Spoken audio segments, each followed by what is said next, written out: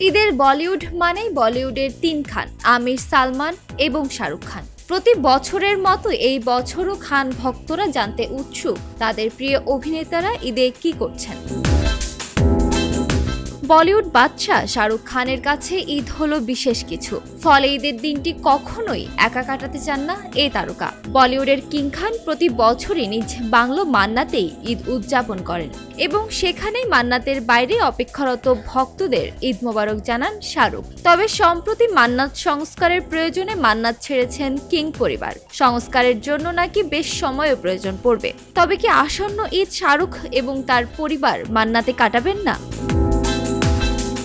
তবে যাই হোক, কিং খানের ঈদের দিন কিন্তু বরাবরই শুরু হয় ঈদের নামাজ পড়ার মধ্য দিয়ে। ঈদের দিন সকালবেলা তার বাড়িতেই হয় ঈদের জামাত। নামাজ পড়াতে আসেন মৌলবী। নিজেদের মতো করে স্ত্রী, দুই ছেলে আর মেয়েকে নিয়ে দিনটি বেশ আনন্দেই কাটান এ বলিউড তারকা।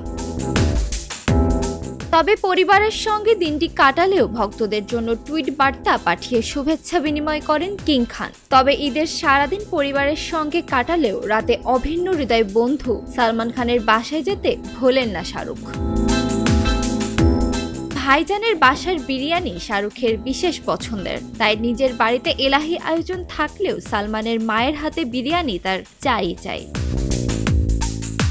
এদিকে ভাইজান সালমান খানের বাড়িতেও প্রতি বছর খুব ধুমধামের সঙ্গেই ঈদ উদযাপিত হয়। ঈদের দিন শাহরুখের মতো সালমানের আবাসন গ্যালাক্সি অ্যাপার্টমেন্টের সামনেও ভিড় করেন হাজার হাজার মানুষ।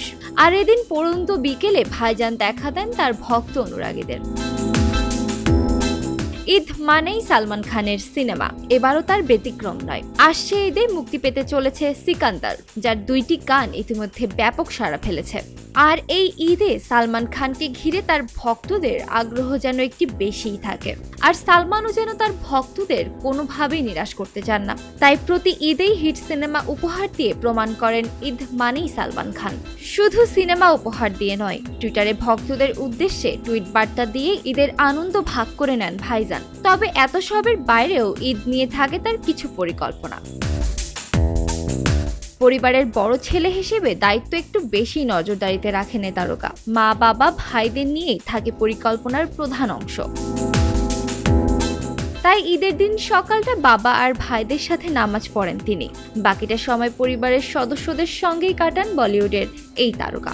এছাড়া পরিবারের বাইরেও কাছের বন্ধুদের নিমন্ত্রণ করে সালমান। এদিন বলিউডের অনেক তারকাই নিমন্ত্রিত হন সালমান খানের বাড়িতে।